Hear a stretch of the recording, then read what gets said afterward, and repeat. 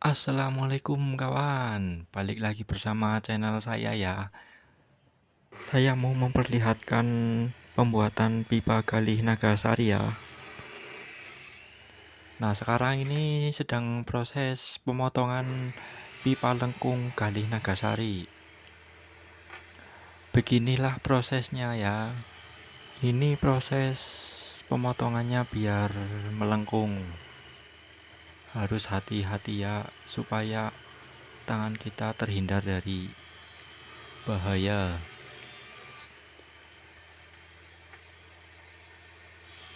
Pemotongan kayunya tidak mudah kawan.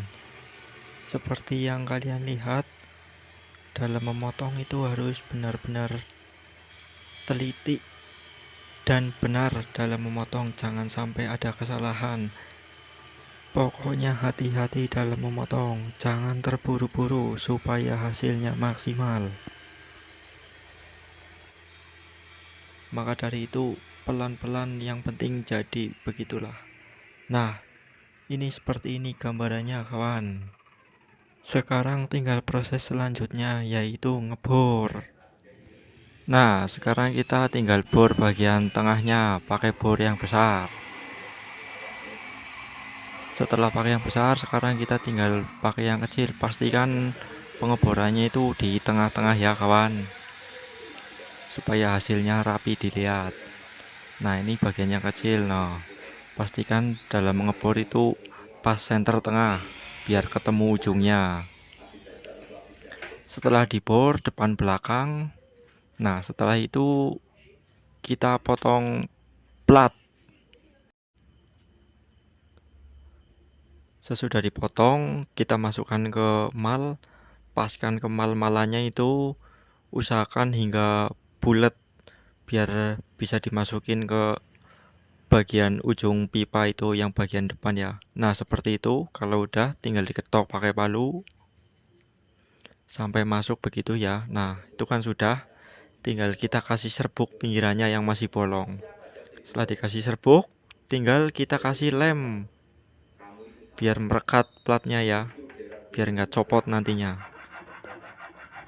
Selanjutnya sekarang ini proses pemotongan kuningan ya. Ntar bagian depan pipanya kan dikasih kuningan. Nah, itu dia kuningannya. Setelah itu bagian depan pipa itu digergaji dikit-dikit, habis itu dibuang bagian depannya pakai apa itu namanya, golok dikit-dikit aja biar ntar di amplasnya lumayan ringan, nggak terlalu tebal.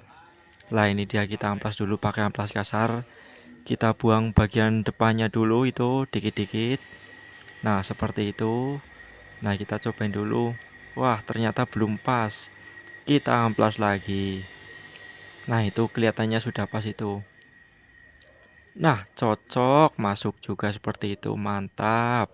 Sekarang tinggal selanjutnya kita kasih lem dulu biar merekat. Nah, sudah dikasih lem, kelihatan kan seperti itu. Nah, sekarang kita tutup dulu bagian depan biar nggak kena serbuk. Kita serbukin atas sama bawah, habis itu dikasih lem lah seperti itu tuh, muter semuanya biar merekat. Nah, sudah bagian bawah, habis itu bagian atasnya juga. Nah, seperti itu ya. Itu pakai serbuknya, serbuk Nagasari biar kelihatan warnanya sama. Nah, setelah itu kita pasang kepang. Nah, kepang itu bahannya dari tembaga ya kawan. Nah, tampilannya itu seperti itu ya. Nah, kita pasang di bagian tengah-tengahnya dari kuningan tuh yang tadi habis di gergaji besi. Nah, kita kecangin dulu pakai tang buaya namanya itu ya. Kalau sudah kencang begitu, nah itu masih belum kencang juga. Nah, sekarang tinggal proses pengamplasan. Nah, kira-kira seperti itu kawan pengamplasannya. Kita amplas bagian depan sampai kelihatan kuningannya. Kita amplas merata dulu pakai amplas kasar seperti itu. Nah, itu sudah kelihatan kuningannya ya. Bentuknya sudah bulat. Nah, kita cemper dulu bagian belakang. Setelah itu kita ganti amplas yang lumayan halus. Kita haluskan dulu dikit-dikit bagian belakang. Nah, ini proses selanjutnya kita gorok bagian belakang untuk dipasang kawat tembaga yang seperti tadi itu. Nah, ini tembaga ya. Kita pasang ada 3 macam tembaga ya, seperti itu pemasangannya ya. Nah, kita kencengin dulu seperti itu supaya nggak copot nantinya. Nah, tak lupa sekarang tinggal diketok. Setelah itu tinggal kita kasih serbuk, habis itu dilem. Lemnya lem Korea ya. Nah, sudah dilem. Sekarang kasih serbuk lagi, kasih serbuknya itu muter biar merekat semuanya, nggak copot nantinya itu tembaganya.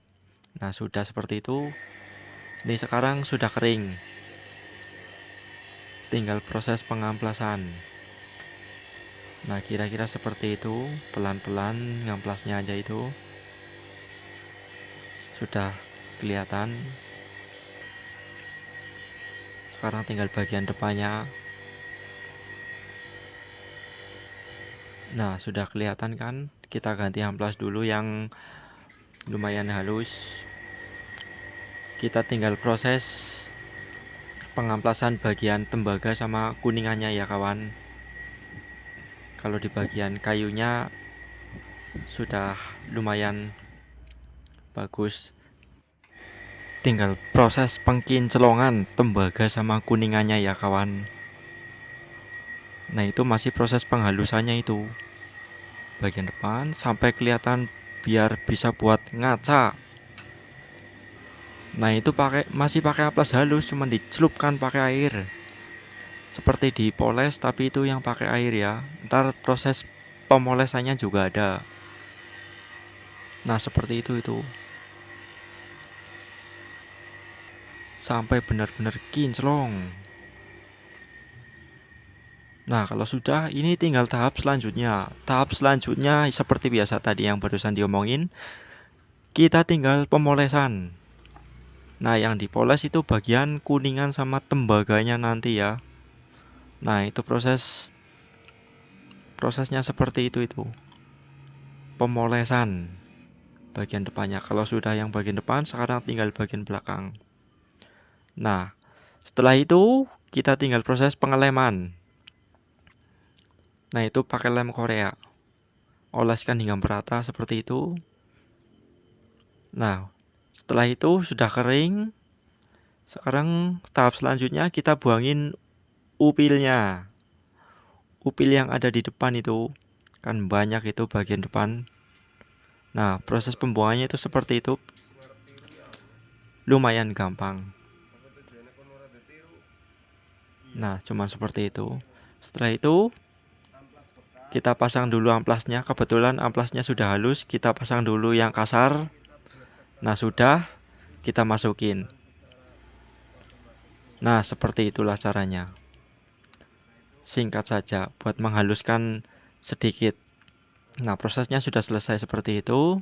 Sekarang tinggal tahap selanjutnya, yaitu pengamplasan manual pakai air. Itu buat buang sisa-sisa dari lem yang tadi itu, biar nggak kelihatan hasil lem-lemannya tadi.